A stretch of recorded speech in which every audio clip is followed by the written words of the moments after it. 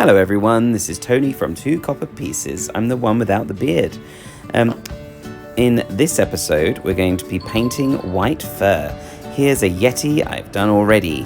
One I made earlier, you might say. And here's another fellow who I've only primed and done a zenithal highlight, as you can see. I'm picking this runic grey to try and get the shadows out, like under the armpits and the legs there from the box art or the card art, as you can see here. With the one that I did first, it didn't quite come out the way I wanted it to, so I'm giving it another go here with another approach. Using a wet palette here to keep my paint moist, and just slopping this stuff on. I'm actually slopping this stuff on my original paint job. I didn't actually intend to make any modifications to this one. I picked it up by mistake and just started slathering on the contrast paint. So, oh well, it got a good go. And then once I realized, I was like, well, it's too late now. I might as well keep going with it and try and upgrade it a little bit. But yeah, just slathering on pretty thick because you want the contrast paint to do its stuff. You also want, by do its stuff, I mean it kind of seeps into the cracks and is stronger in the cracks than it is on the surfaces, but it should still leave a bit of a tint on the surfaces. As you can see, I kind of overdid it, and this became a bit of a push and pull situation that I didn't really want to get into. Adding more colors, then adding a bit more white again with a dry brush to try and bring back some of the lightness, and you'll see a lot of that come out as the video goes on. Here, adding a bit more and actually going at the new version, this new boy here.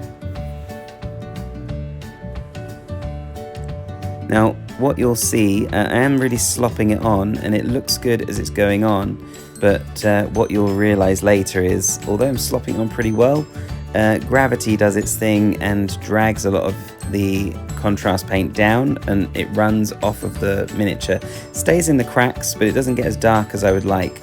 Also, it probably lightens up a bit like a wash, as they're very similar to a wash. Just like an overly saturated wash, really, these miniature paints. So even, I haven't even finished here, and it's already kind of doing that. So I think in the future, the best thing to do would be not to slather it on so thickly, but just have a bit of a light touch with it. And that way you can really kind of tint and filter the color rather than let it all seep into the gaps. But then that is what contrast paint is meant for. You live and learn. Here's, that guy's still too wet to do anything with. Here's the first war bear I worked on. So you can see I try to pick out the colors of this model as best I can. And now I'm going to be adding some Holy White. This was in the title video. Holy White is another contrast paint, which is much more of a grey than a white, as you can see on the palette. But I think for the War Bear, which has the less bluish shadows, not as blue as the Yeti, this will be a good match. So I'm just covering all of the fur in Holy White. Hopefully, as it's a contrast paint, it lets the white that's already there just kind of shine through as the gaps between the fur get a bit grey. I think it looks pretty good, actually. Pretty good effect. Pretty much what I'm going for.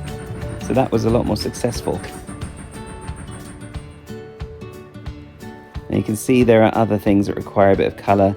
This is all about the white fur, but I do get a few other bits in, so I'm just going to add, I'm going to be using Gravelord Grey to do all of those edges and bits of stone and rock. You'll see later, as a bit of a bonus tip actually, I managed to make a teal out of two contrast paints and mix them together. You can see, because I've used some dark wood, it's all over my palette. I'm trying to use it up, so I've grabbed some other minis that aren't yet painted and trying to use up that dark wood on those. I hate wasting paint. The paint is quite expensive. Having said that, I've never actually, I very rarely actually finished a bottle of these little paints. The only ones I've finished, I think, are Nuln Oil, because I used to use that quite a lot. Games Workshop's black wash Nuln Oil. I don't think I'd even bother using it anymore. But it was good while it lasted.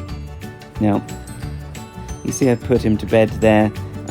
The idea is I've laid that Yeti flat so that the contrast paint doesn't keep running off down the legs. hoping that will help. What you'll see is it kind of just pulls around the belly, doesn't really work. Here I'm just bringing up some of the fur again with a light dry brush, try and make it a bit more like the box art.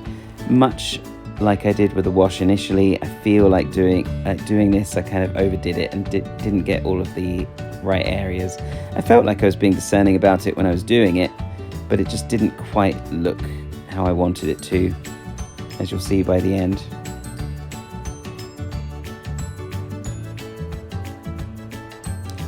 I think I probably just need to take a bit more care with the dry brush. I do have a video on dry brushing, and while this dry brush works very effectively on this model, because the fur is very textured, it's a great model for dry brushing.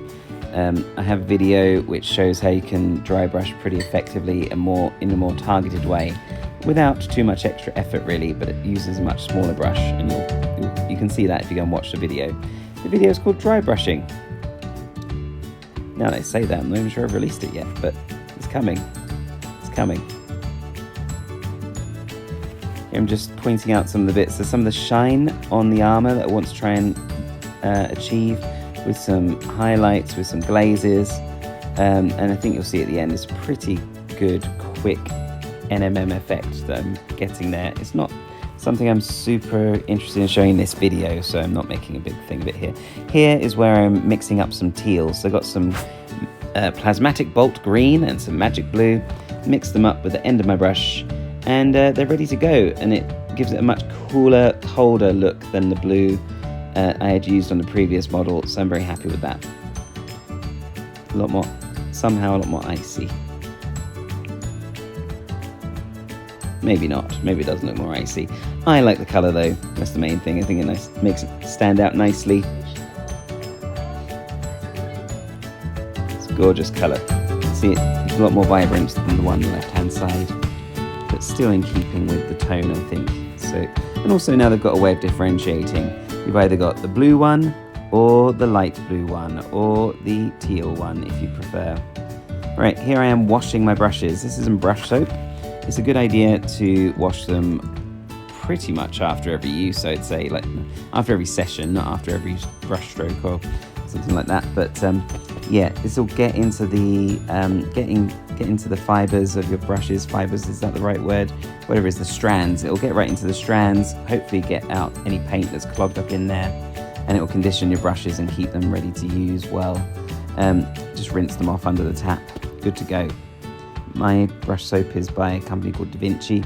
I don't know if that is the brush soap that Da Vinci himself hath used, but I assume it is. I assume that I am painting with the same tools as Da Vinci, and that's why we achieve similar standards. It must be.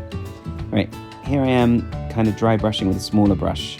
Not exactly dry brushing, it's just picking out the edges. Because this brush is so small, I can run it across the surface. It won't get in the cracks with paint on it, and I do a much better job with this in the dry brushing video, which may or may not be out.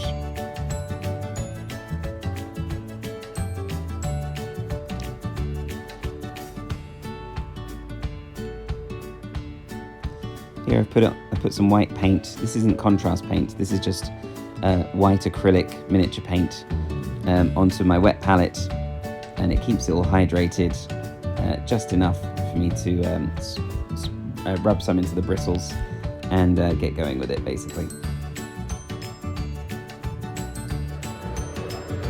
Just brushing the teeth. Here I'm adding some red to the gums. The original Yeti didn't have as detailed red around the gums, so this one is getting a bit of special treatment. Gum work. Here I've used sand golem to do the horns, and then I've gone back with hard leather.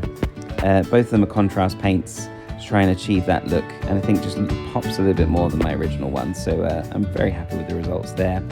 And then I wasn't super happy still with the runic grey, and although the art on the card doesn't actually look that blue, I wanted to go in with a muted blue and just get those shadows, make them stand out, and I think it really did make a big difference. Good impact.